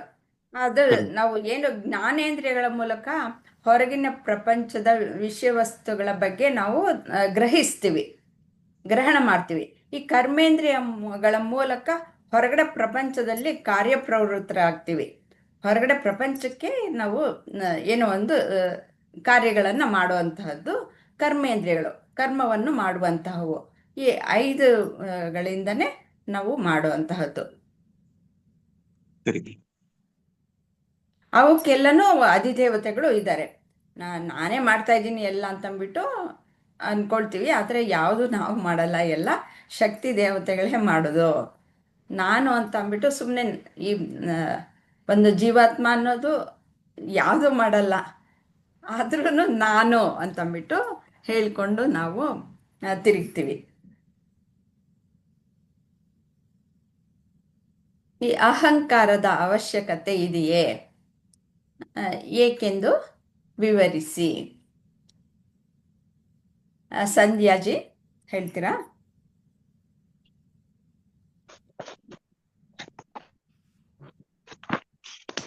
ಅಂದ್ರೆ ಇಲ್ಲಿ ಈಗಾಗ್ಲೇ ಹೇಳ್ದಾಗೆ ಪಂಚ ಜ್ಞಾನೇಂದ್ರಿಯಗಳು, ಕರ್ಮೇಂದ್ರಿಯಗಳು, ಪಂಚ ಪ್ರಾಣಗಳು ಇವೆಲ್ಲ ಎಲ್ಲ ದೇವತೆಗಳ ಮೂಲಕ ಕೆಲಸ ಮಾಡ್ತಿರುತ್ತೆ. ಆದ್ರೆ ನಾವೇನ್ ಅನ್ಕೊಂಡ್ಬಿಡ್ತೀವಿ, ಇದನ್ನೆಲ್ಲಾನು ನಾನೇ ಮಾಡಿದೀನಿ ಅಂತ. ನಾವು ಈ ಸ್ಥೂಲ ಶರೀರನ ದೇಹ, ಮನಸ್ಸು, ಬುದ್ಧಿ ನಾನು ಅಂತ ಅನ್ಕೊಂಡ್ಬಿಟ್ಟಿರ್ತೀವೋ, ಹಾಗಾಗಿ ಇದನ್ನೆಲ್ಲ ನಾನೇ ಮಾಡ್ದೆ ಅಂತಿರ್ತೀವಿ. ಆದ್ರೆ ಇಲ್ಲಿ ಯಾವುದನ್ನು ನಾವು ಮಾಡಿರಲ್ಲ. ಮಾಡಿರೋದೆಲ್ಲ ದೇವತೆಗಳೇ. ಈಗ ನಮ್ಗೆ ಏನಂದ್ರೆ ಒಂದು ಉದಾಹರಣೆ ಕೊಡ್ಬೇಕು ಅಂದ್ರೆ, ಕೈ ಎತ್ತಬೇಕು ಅಂದ್ರೆ ಅದಕ್ಕೆ ಕೈಗೆ ಪ್ರಾಣಶಕ್ತಿ ಬೇಕು. ಆ ಪ್ರಾಣಶಕ್ತಿ ಈಗಾಗ್ಲೇ ಹೇಳ್ದಾಗೆ ಅದಕ್ಕೂ ಒಬ್ಬ ದೇವತೆ. ಕೈ ಕಾಲುಗಳಿಗೆ ಇಂದ್ರ ದೇವತೆ, ಕೈ ಕಾಲು ಇವುಗಳಿಗೆ. ಹೀಗೆ ಒಂದೊಂದು ದೇಹದ ಎಲ್ಲ ಭಾಗಗಳು ಕೆಲಸ ಮಾಡ್ಬೇಕಾದ್ರೂ ಒಂದೊಂದು ದೇವರ ಅನುಗ್ರಹ ನಮ್ಗೆ ಬೇಕಾಗೇ ಇರುತ್ತೆ. ಆದ್ರೆ ನಾವೇನ್ ಮಾಡ್ಬಿಟ್ಟಿರ್ತೀವಿ, ಸೂಕ್ಷ್ಮ ಶರೀರದ ಮೂಲಕ ದೇವತೆಗಳ ಕೆಲಸ ಮಾಡ್ತಿರ್ತಾರೆ. ನಾವು ಸ್ಥೂಲ ಶರೀರವನ್ನ ನಾವು ಅಂತ ನಮ್ಮ ಅಜ್ಞಾನದಿಂದ ತಿಳ್ಕೊಂಡ್ಬಿಟ್ಟು ನಾವೇ ಅಂತ ಅನ್ಕೊಂಡ್ಬಿಟ್ಟಿರ್ತೀವಿ. ಇದು ನಮ್ಮ ಅಹಂಕಾರ.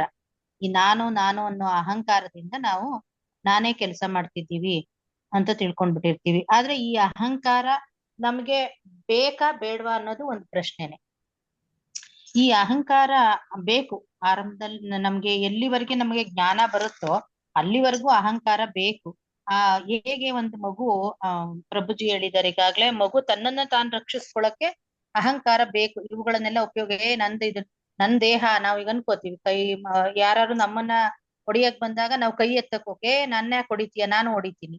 ಹಾಗೆ ನಮ್ಮನ್ನ ನಾವು ರಕ್ಷಿಸ್ಕೊಳಕ್ಕೆ ನಮ್ಗೆ ಅಹಂಕಾರ ಅನ್ನೋದೊಂದಿಷ್ಟು ಬೇಕಾಗಿರತ್ತೆ. ಹೇಗೆ ಇದಕ್ಕೊಂದು ಉದಾಹರಣೆಯಾಗಿ ತೆಂಗಿನ ಚಿಪ್ಪನ್ನ ಉದಾಹರಣೆ ಕೊಟ್ಟಿದ್ದಾರೆ ಪ್ರಭುಜಿ, ಮೊಟ್ಟೆಯನ್ನು ಉದಾಹರಣೆ ಕೊಟ್ಟಿದ್ದಾರೆ. ಹೇಗೆ ಅದು ಒಂದು ಹಸಿರು ಭಾಗ ತೆಂಗಿನ ಕಾಯಿಗೆ, ಕೊಬ್ಬರಿಗೆ ಎಲ್ಲ ರಕ್ಷಣೆಯಾಗಿ ಕರಟವಾಗಿ ಮೇಲೆ ಹಸಿರು ಭಾಗವಾಗಿ ಅದನ್ನ ರಕ್ಷಿಸ್ತಾ ಇರುತ್ತೋ, ಯಾವುದೇ ಕೀಟಗಳು, ಕ್ರಿಮಿಕೀಟಗಳಿಂದ ಯಾವುದು ತಿಂದು ಹೋಗದಂಗೆ ಹಾಳಾಗದೆ ಇರೋಂಗ್ ನೋಡ್ಕೊಳಕ್ಕೆ, ಹಾಗೆ ಈ ದೇಹವನ್ನ, ನಮ್ಮ ಈ ಆತ್ಮ ಏನಿದೆ, ಸೂಕ್ಷ್ಮ ಶರೀರ ಏನಿದೆ ನಮ್ಗೆ ಆತ್ಮ, ಅದನ್ನ ರಕ್ಷಿಸೋಕೆ ಈ ಸ್ಥೂಲ ಶರೀರ ಒಂದು ಸಾಧನವಾಗಿ ನಾವು ಉಪಯೋಗಿಸ್ಕೊಂಡಿರ್ತೀವಿ. ಇದನ್ನ ನಾವು ಮೇಲ್ಭಾಗದಲ್ಲಿ ನಮ್ಗೆ ಅದನ್ನ ನಮ್ಮ ಅಹಂಕಾರದ ರೂಪದಲ್ಲಿ ಇದನ್ನೆಲ್ಲ ನಮ್ಗೆ ಆಗೋ ಎಲ್ಲಾ ತೊಂದರೆಗಳನ್ನ ತಡೀತಾ ಇರುತ್ತೆ. ಈ ಆತ್ಮವನ್ನ ರಕ್ಷಿಸ್ತಾ ಇರತ್ತೆ ಈ ಅಹಂಕಾರ. ಹಾಗಾಗಿ ಈ ಅಹಂಕಾರ ಬೇಕು. ನಮ್ಗೆ ಆತ್ಮಜ್ಞಾನ ಬಂದಾಗ ಈ ಅಹಂಕಾರ ತಾನಾಗೆ ತೊಡೆದು ಹೋಗುತ್ತೆ. ಇದು ನಾನಲ್ಲ, ಇದೆಲ್ಲ ಮಾಡ್ತಿರೋದು ಭಗವಂತನೇ, ಅವನ ಅನುಗ್ರಹದಿಂದ ನಾವು ಜೀವಿಸ್ತಾ ಇದೀವಿ ಅನ್ನೋದು ನಮ್ಗೆ ಅರಿವಾಗುತ್ತೆ. ಅದು ಮುಂದೆ ಅಹಂಕಾರದಲ್ಲೂ ನೆಕ್ಸ್ಟ್ ಇನ್ನೊಂದು ಪ್ರಶ್ನೆ ಏನಾದ್ರು, ಇನ್ನೊಂದು ಎಷ್ಟು ವಿಧ? ಅಹಂಕಾರದಲ್ಲಿ ಎಷ್ಟು ವಿಧ ಅದನ್ನು ಹೇಳ್ಬಿಡಿ. 3 ವಿಧ. ಅದ್ರಲ್ಲೂ ಅದೇ ತಾಮಸಿಕ, ರಾಜಸಿಕ, ಸಾತ್ವಿಕ ಅಂತ. ಅಂದ್ರೆ ತಾಮಸಿಕ ಅಂದಾಗ ನಾವು ಸೋಮಾರಿತನ ಅಂತ ಈಗಾಗ್ಲೇ ತಿಳ್ಕೊಂಡಿದ್ವಿ. ಸೋಮಾರಿತನದಲ್ಲಿ ಇದ್ ಬಿಡ್ತೀವಿ. ಇನ್ನು ರಾಜಸಿಕ ಅಂದಾಗ ನಮ್ಮನ್ನ ನಾವು ರಕ್ಷಣೆ ಮಾಡ್ಕೊಳ್ಳೋದಕ್ಕೋಸ್ಕರವಾಗಿ ಎಲ್ಲವನ್ನ, ಈ ಅಹಂಕಾರವನ್ನ ರಕ್ಷಣಾತ್ಮಕವಾಗಿ ನಮಗ್ ಕೆಲಸ ಮಾಡ್ತಿರತ್ತೆ. ಇನ್ನು ಸಾತ್ವಿಕತೆ ಬಂದ್ಬಿಟ್ಟಾಗ ನಾನೇ ಆತ್ಮ ಅನ್ನೋ ಒಂದು ಅರಿವು, ಸದ್ಗುಣಗಳು ಬೆಳಕಿಗೆ ಬಂದು ಈ ಅಹಂಕಾರ ಅನ್ನೋ ಕೊರೆ ಏನಿದೆ ಅದು ಕಳಚಿ ನಾವು ಶುದ್ಧಾತ್ಮರಾಗ್ತೀವಿ.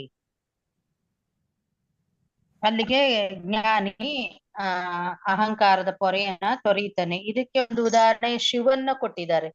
ಶಿವನು ಒಂದು ನಮ್ಗೆ ಒಂದು ಹಾವನ್ನ ಹೇಗೆ ಕತ್ತಿನಲ್ಲಿ ಸುತ್ತಿಟ್ಕೊಂಡಿದ್ದಾರೆ ಶಿವ ಭಗವಂತ. ಹಾವು ಅಂದ್ರೆ ಇಲ್ಲಿ ಅದರಲ್ಲಿ ವಿಷ ಸರ್ಪ. ಅದು ಆ ವಿಷವನ್ನ ತೊಡೆದು ಸಾತ್ವಿಕತೆಯನ್ನ ಪಡ್ಕೊಂಡು ಶಿವನ ಕೊರಳಿನಲ್ಲಿ ಸ್ಥಾನ ಪಡ್ಕೋತು. ಹಾಗೆ ನಮ್ಮಲ್ಲಿರ್ತಕ್ಕಂಥ ಈ ಅಜ್ಞಾನ ಅನ್ನೋ ವಿಷವನ್ನ ನಾವು ತೊರೆದು ಜ್ಞಾನಿಗಳಾಗಿ ಸದ್ಗುಣಗಳನ್ನು ಬೆಳೆಸ್ಕೊಂಡು ಸಾತ್ವಿಕ ಜೀವನ ನಡೆಸಿದಾಗ ನಾವು ದೇವತೆಗಳ ಸ್ಥಾನ ಪಡೆದು, ಅಂದ್ರೆ ಈಗ ಎಲ್ಲಾ ಆತ್ಮಗಳು ಶುದ್ಧಾತ್ಮರಾಗ್ಬಿಡ್ತಾರೆ. ಅಲ್ಲಿವರೆಗೂ ನಾವು ಶುದ್ಧರಾಗಿರಲ್ಲ. ಯಾವಾಗ ನಮ್ಗೆ ಆತ್ಮಜ್ಞಾನ ಬಂದು ನಮ್ಮ ಅಜ್ಞಾನ ಅನ್ನೋ ಕೊರೆ ಕಳಚಿ ಬಿಡುತ್ತೋ ಆಗ ನಾವು ಶುದ್ಧಾತ್ಮರಾಗ್ತೀವಿ ಅನ್ನೋದನ್ನ ಈ ಒಂದು ಶಿವನ ಒಂದು ಉದಾಹರಣೆಯನ್ನು ಕೊಟ್ಟು ಸಹ ಹೇಳಿದ್ದಾರೆ. ಅದೇ ಅಜ್ಞಾನ ಇರೋದ್ರಿಂದ ನಮ್ಗೆ ಆ ರೀತಿಯಾಗಿ ಅನ್ನಿಸ್ತಾ ಇರುತ್ತೆ. ಆದ್ರೆ ಆತ್ಮ ಯಾವಾಗ್ಲೂ ಶುದ್ಧವಾಗಿ ಇರುತ್ತೆ. ಶುದ್ಧಾತ್ಮನೆ. ಆದ್ರೆ ನಾವ್ ಈ ಪ್ರಪಂಚಕ್ಕೆ ಬಂದು ಯಾವಾಗ ನಾನು ಅನ್ನೋದನ್ನ ನಾವು ಅಜ್ಞಾನದ ಮೂಲಕ ನಾನ್ ಮಾಡ್ದೆ, ನನ್ನಿಂದ ಅನ್ಕೊಡ್ತಿರ್ತೀವಿ. ಈ ಅಜ್ಞಾನ ಅನ್ನೋದೊಂದಿಷ್ಟು ದೇಹ ಭಾವವನ್ನು ಬಿಟ್ಟಾಗ ನಾವು ಅದು ಹೋಗ್ಬೇಕಷ್ಟೆ. ಆ ಅಹಂಕಾರ ಅನ್ನೋ ಪೊರೆ ಕಳಚಿ ಬಿದ್ಬಿಟ್ಟು ನಾವು ಎಲ್ಲವನ್ನು ನಮ್ಮಲ್ಲೇ ಇದೆ, ಅದು ಆತ್ಮ ಶುದ್ಧವೇ. ಆದ್ರೆ ನಾವು ಅದಕ್ಕೆ ಕೆಟ್ಟ ಹೆಸರನ್ನು ಕೊಟ್ಕೊಂಡು ನಾನು ಅನ್ನೋ ಅಹಂಕಾರದಿಂದ ಇದ್ ಮಾಡ್ಕೊಂಡಿರ್ತೀವಿ. ಅದನ್ನ ಪೊರೆ ಕಳಚಿ ಬಿದ್ದು ಬಿಟ್ರೆ ಅಲ್ಲಿಗೆ ನಾವು ಶುದ್ಧಾತ್ಮರು ಅಂತ ಅಲ್ಲ, ತಿಳ್ಕೊಬಹುದು. ಈ ನಾವು ಅಜ್ಞಾನದಿಂದ ಏನ್ ಮಾಡುತ್ತೆ, ಈ ಅಹಂಕಾರ ಅರಿವಿಲ್ಲ ಅನ್ನೋದು ನಮ್ಗೆ. ಆತ್ಮ ಹಾ ಅನ್ನೋದರ ಬಗ್ಗೆ ಅದಕ್ಕೆ ಗೊತ್ತಿರಲ್ಲ, ಜ್ಞಾನ ಇರಲ್ಲ. ಅದಕ್ಕೋಸ್ಕರ ಅದೇ ನಮಗ್ ಅರಿವಿಲ್ಲ. ಹೌದು ಹೌದು ಈ ದೇಹವನ್ನೇ ಆತ್ಮ ಅಂತ ತೋರಿಸುತ್ತೆ.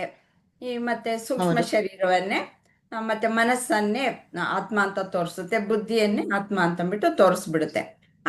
ನಾನು ಹೌದು ಅನ್ನೋದಕ್ಕೆ ನಾನೇ ದೇಹ, ನಾನೇ ಮನಸ್ಸು, ನಾನೇ ಬುದ್ಧಿ ಅನ್ನೋದನ್ನ ಅದು ಹೋಗುತ್ತೆ. ಅದಕ್ಕೆ ಆತ್ಮನ ಅರಿವು ಇರಲ್ಲ.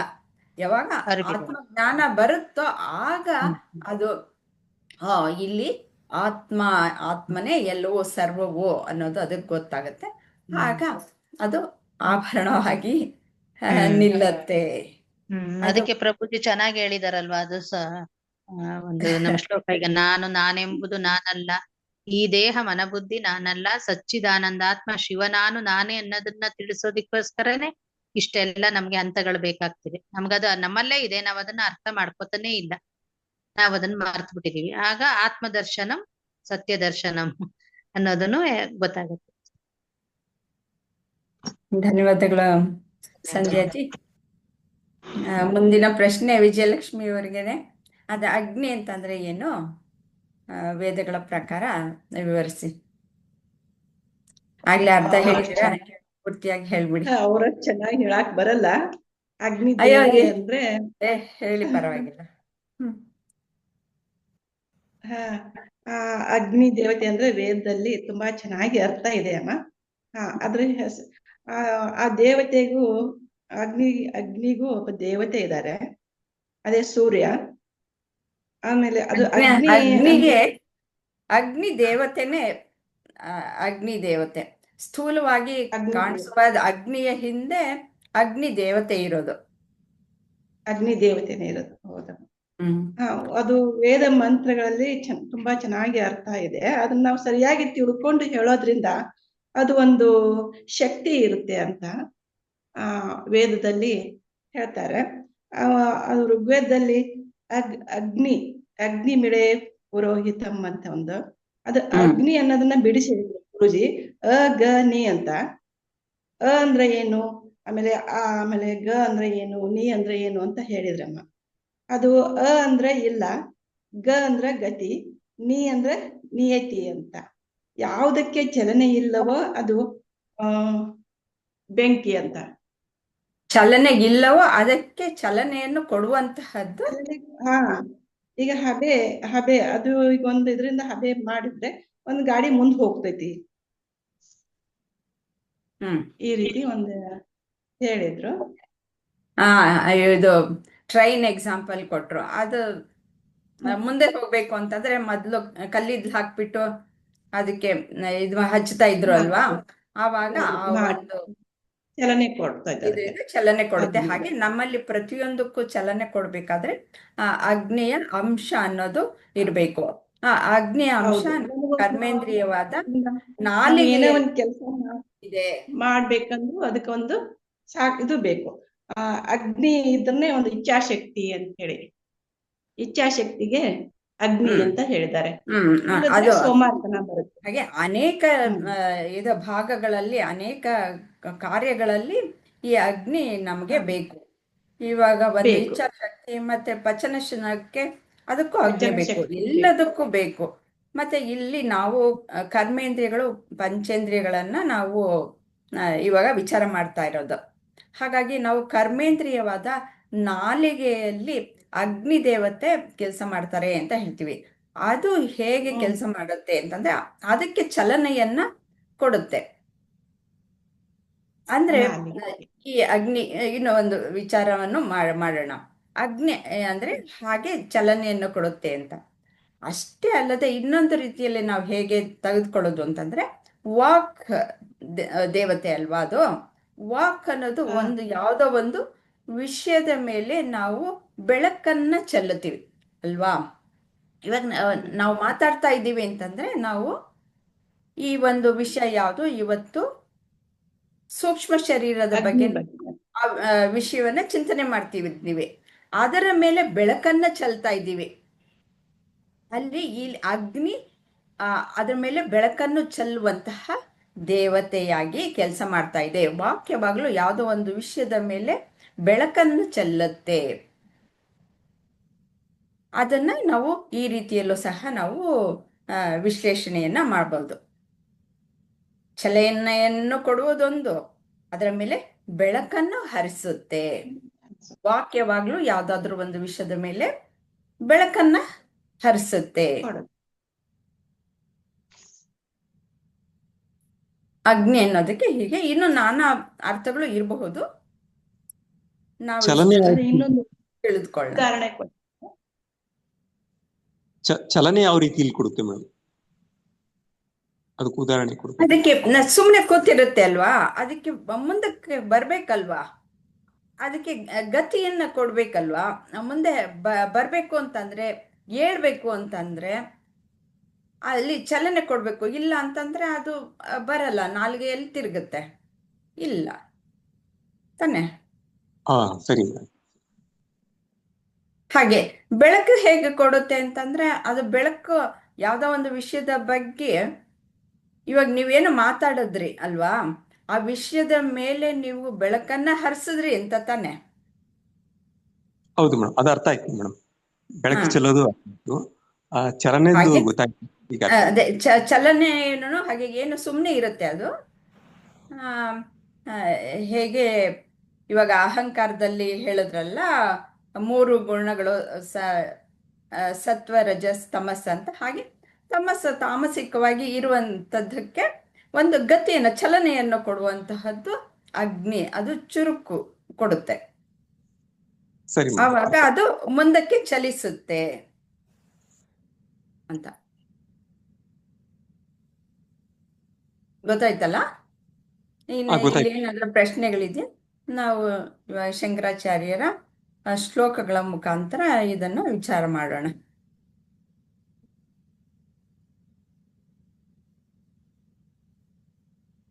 ಇದು ಹಿಂದಿನ ವಾರ ಇದು ಇಷ್ಟು ಆಯ್ತು. ಈ ವಾರ ಪಂಚ ಜ್ಞಾನೇಂದ್ರಿಯಗಳು, ಪಂಚ ಕರ್ಮೇಂದ್ರಿಯಗಳನ್ನ ನೋಡೋಣ. ಜ್ಞಾನೇಂದ್ರಿಯಗಳು ಅಂತಂದ್ರೆ ಏನ್ ಹೇಳ್ತಾರೆ ಅಂದ್ರೆ, ಶ್ರೋತ್ರಂ ತ್ವಕ್ ಚಕ್ಷುಃ ರಸನಾಘ್ರಾಣಂ ಇತಿ ಪಂಚ ಜ್ಞಾನೇಂದ್ರಿಯಾಣಿ ಶ್ರೋತಸ್ಯ ದಿಗ್ದೇವತಾ ತ್ವಚೋ ಚಾಕ್ಷುಷ ಸೂರ್ಯಃ ರಸನಾ ವರುಣಃ ಘ್ರಾಣಸ್ಯ ಅಶ್ವಿನೌ ಇತಿ ಜ್ಞಾನೇಂದ್ರಿಯ ದೇವತಾಃ ಶ್ರೋತ್ರಸ್ಯ ವಿಷಯಃ ಶಬ್ದಗ್ರಹಣಂ ತ್ವಚೋ ವಿಷಯಃ ಸ್ಪರ್ಶಗ್ರಹಣಂ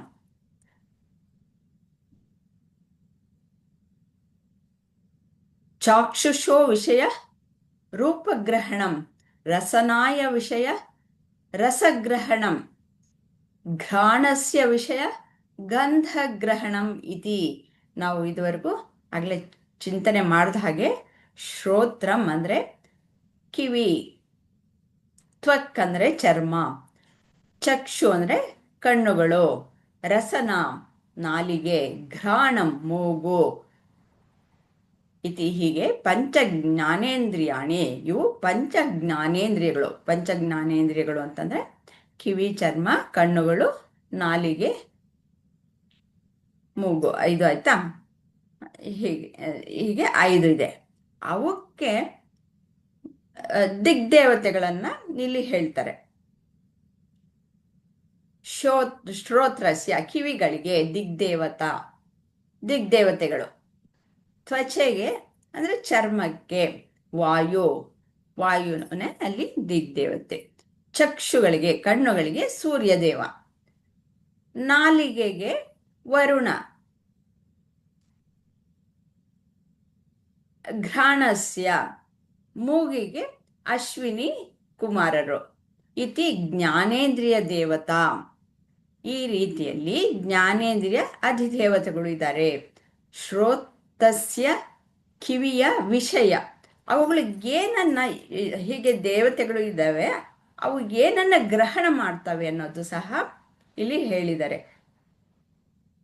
ಈ ದೇವತೆಗಳು ಇದ್ದುಕೊಂಡು ಏನು ಮಾಡ್ತಾರೆ ಅವರು? ಅದಕ್ಕೆ ವಿಷಯವು ಶಬ್ದ ಗ್ರಹಣವನ್ನ ಮಾಡತ್ವೆ. ಏನೋ ಕಿವಿಗಳು ಶಬ್ದ ಗ್ರಹಣವನ್ನ ಮಾಡತ್ವೆ.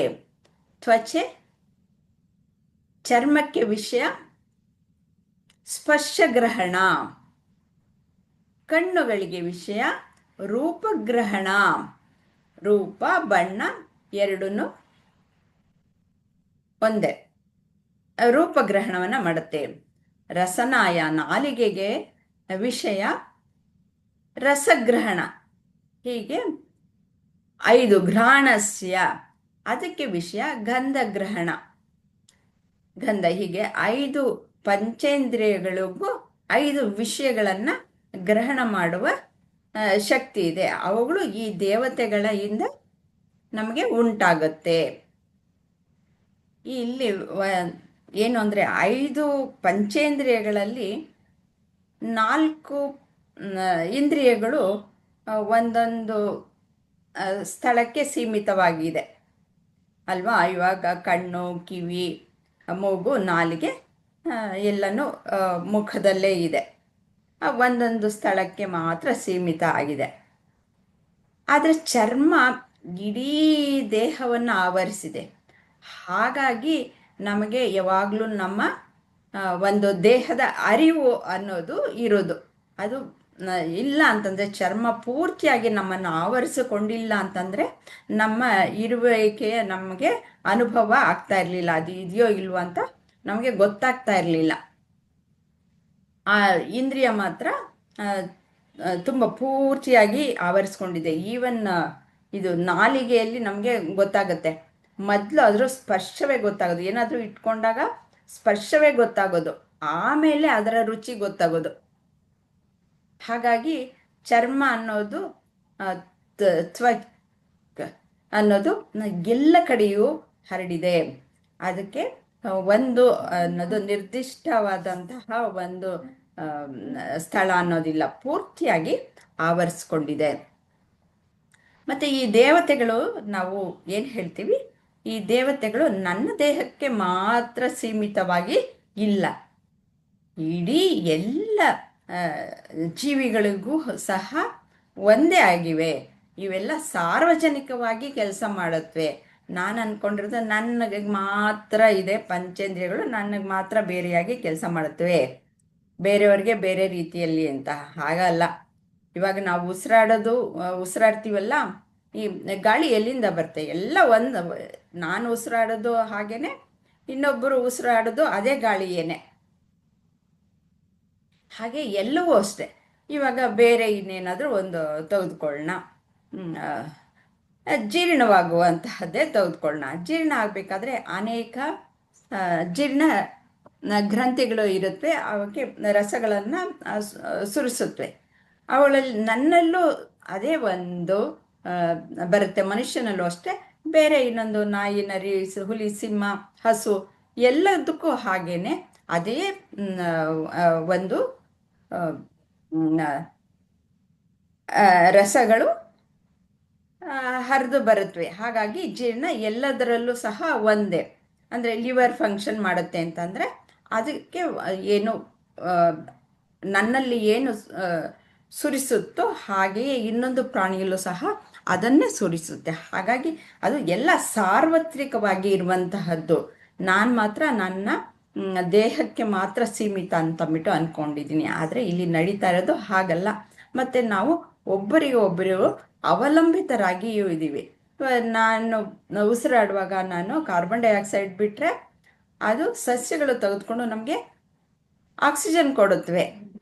ಹೀಗೆ ಒಂದು ದುಂಬಿ ಏನು ಮಾಡುತ್ತೆ, ಹೂವಿನಲ್ಲಿ ಅದಕ್ಕೆ ಬೇಕಾದಂತಹ ಒಂದು ಏನು ಅದರಲ್ಲಿ ಇರುವಂತಹ ಸಾರವನ್ನ ಇರುತ್ತೆ. ಮಕರಂದ ಮೇಡಮ್. ಮಕರಂದವನ್ನ ಹೀರುತ್ತೆ. ಹೀರ್ಕೊಂಡು ಅದು ಏನು ಮಾಡುತ್ತೆ, ಅದು ಪಾಲಿನೇಷನ್ಗೆ ಸಹಾಯ ಮಾಡುತ್ತೆ. ಹೀಗೆ ಒಂದಕ್ಕೂ ಒಂದು ಸಂಬಂಧಿತವಾಗಿಯೇ ಎಲ್ಲವೂ ಇರೋದು. ಆದರೆ ನಾನು ನನ್ನ ಅಜ್ಞಾನದಿಂದ ನಾನೇನಂತ ತಿಳ್ಕೊಳ್ತೀನಿ, ನಾನು ಈ ದೇಹಕ್ಕೆ ಮಾತ್ರ ಸೀಮಿತವಾಗಿದ್ದೀನಿ, ನನ್ನ ಕಣ್ಣುಗಳು ಹೀಗೆ ನೋಡ್ತಾ ಇವೆ, ನನ್ನ ಕಿವಿ ಮಾತ್ರ ಕೇಳಿಸ್ಕೊಳ್ತಾ ಇದೆ, ಇದು ಬೇರೆ, ನನ್ನ ಕಿವಿ ಬೇರೆ, ಬೇರೆಯವರ ಕಿವಿ ಬೇರೆ, ನನ್ನ ಕಣ್ಣು ಬೇರೆ, ಬೇರೆಯವರ ಕಣ್ಣು ಬೇರೆ ಅಂತ. ಹಾಗೆ ಇಲ್ಲ, ಎಲ್ಲ ದೇವತೆಗಳು ಕೆಲಸ ಮಾಡೋದು ಒಟ್ಟಿಗೆ ಸಾರ್ವಜನಿಕವಾಗಿ ಪ್ರಪಂಚದಲ್ಲಿ ಕೆಲಸ ಮಾಡುತ್ತವೆ. ಮತ್ತೆ ಇಲ್ಲಿ ಗ್ರಹಣ ವಿಷಯಗಳು ಅಷ್ಟೇ, ಎಲ್ಲೂ ಹೊರಗಡೆಯಿಂದ ಬರುವಂತಹ ವಿಷಯಗಳು 5. ಎಷ್ಟೊಂದು ಸುಲಭವಾಗಿ ಹೇಳಿದ್ದಾರೆ ಅಲ್ವಾ ನಮ್ಮ ಋಷಿ ಮುನಿಗಳು.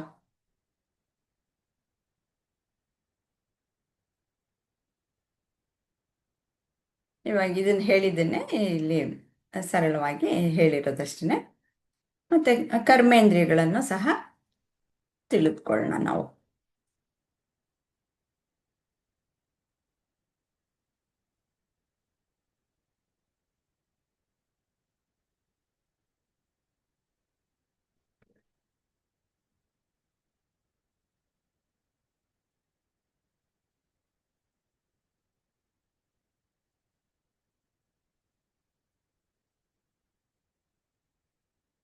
ವಾಕ್ಪಾಣಿಪಾದಪಾಯುಪಸ್ಥಾನೀತಿ ಪಂಚಕರ್ಮೇಂದ್ರಿಯಾಣಿ ವಾಚೋ ದೇವತಾ ವಹ್ನಿಃ.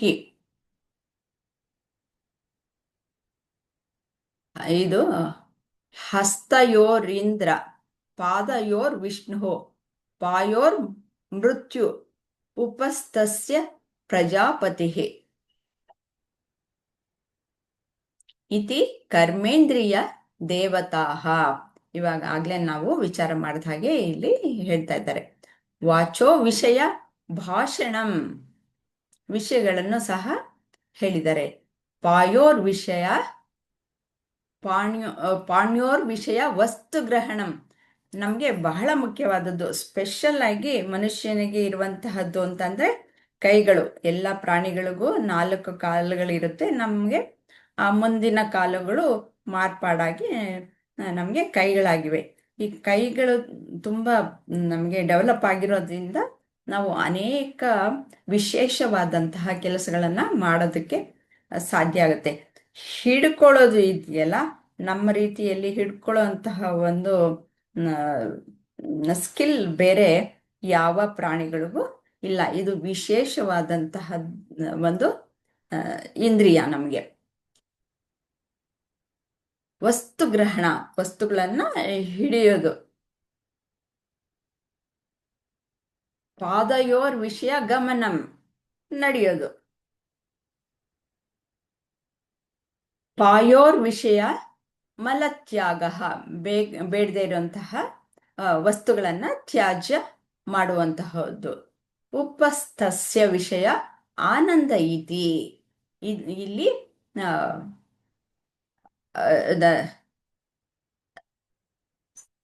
ನಮ್ಮ ಇದೊಂದು ಕರ್ಮೇಂದ್ರಿಯವು ಸಹ ಇದರಿಂದ ಜನನಾಂಗದಿಂದ ಮತ್ತೆ ಇಲ್ಲಿ ಉತ್ಪತ್ತಿ ಅನ್ನೋದು ಆಗುತ್ತೆ. ಮತ್ತೆ ಅದರಲ್ಲಿ ಆನಂದವನ್ನು ಸಹ ಭಗವಂತ ಇಟ್ಟಿದ್ದಾನೆ ಅಂತ ಹೇಳ್ತಾ ಇದ್ದಾರೆ.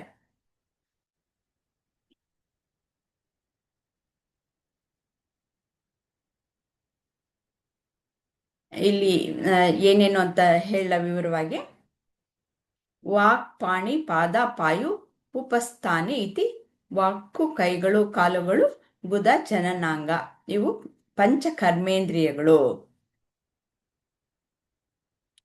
ವಾಚೋ ಅಂದ್ರೆ ವಾಕ್ ದೇವತೆ, ಅಂದ್ರೆ ವಹ್ನಿಹಿ ಬೆಂಕಿಯೋ. ಹಸ್ತಕ್ಕೆ ದೇವತೆ ಇಂದ್ರನು, ಪಾದಕ್ಕೆ ದೇವತೆ ವಿಷ್ಣು, ಗುದದ ದೇವತೆ ಮೃತ್ಯು, ಉಪಸ್ಥಸ್ಯ ಜನನಾಂಗದ ದೇವತೆ ಪ್ರಜಾಪತಿ ಬ್ರಹ್ಮ ಇತಿ ಕರ್ಮೇಂದ್ರಿಯ ದೇವತಾ. ಇದರ ವಿಷಯಗಳು ಹೀಗೆ ಸಹ ಇಲ್ಲಿ ತಿಳಿಸ್ಕೊಟ್ಟಿದ್ದಾರೆ. ವಾಚ, ವಾಕಿನ ವಿಷಯ, ಇದು ಭಾಷಣಂ ಮಾತು. ಪಾಣ್ಯೋ ವಿಷಯ, ಕೈಗಳ ವಿಷಯವು ವಸ್ತುಗಳನ್ನ ತೆಗೆದುಕೊಳ್ಳುವಂಥದ್ದು, ಮತ್ತೆ ಅನೇಕ ರೀತಿಯ ಕೆಲಸಗಳನ್ನ, ವಿಶೇಷವಾದಂತಹ ಕೆಲಸಗಳನ್ನ ನಾವು ಕೈಯಿಂದಲೇ ಮಾಡುವುದು. ಯಾವ ಪ್ರಾಣಿಗೂ ಇಲ್ಲದಂತಹ ವಿಶೇಷವಾದಂತಹ ಇದು ಕರ್ಮೇಂದ್ರಿಯ. ವಸ್ತುಗಳನ್ನು ಹಿಡಿಯುವುದು. ಪಾದಯೋ ವಿಷಯ, ಪಾದಗಳ ವಿಷಯವು ಗಮನ, ಓಡಾಡುವುದು. ಮತ್ತೆ ಪಾಯೋ ಗುದದ ವಿಷಯವು ಮಲತ್ಯಾಗ. ಉಪಸ್ಥಯ ಜನನಾಂಗದ ವಿಷಯವು ಆನಂದ ಇತಿ, ಆನಂದ ಆಗಿದೆ ಅಂತ ಶಂಕರಾಚಾರ್ಯರು ತಮ್ಮ ಈ ಶ್ಲೋಕದಲ್ಲಿ ತಿಳಿಸ್ಕೊಟ್ಟಿದ್ದಾರೆ.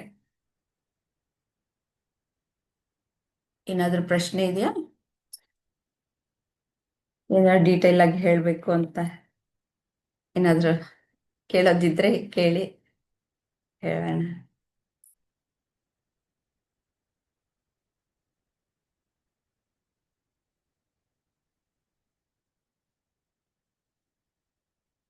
ಎಲ್ಲ ಗೊತ್ತಾಯ್ತಲ್ವಾ ವಿಜಯಲಕ್ಷ್ಮಿ ಅವ್ರಿಗೆ?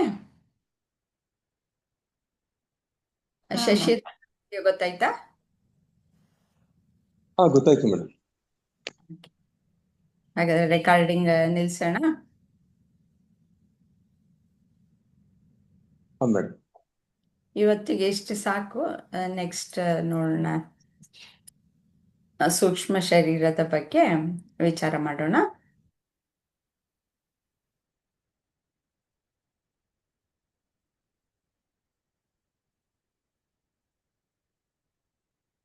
ಹರಿ ಓಂ ಶ್ರೀ ಗುರುಭ್ಯೋ ನಮಃ. ಓಂ ಶ್ರೀ ಕೃಷ್ಣಾರ್ಪಣಮಸ್ತು.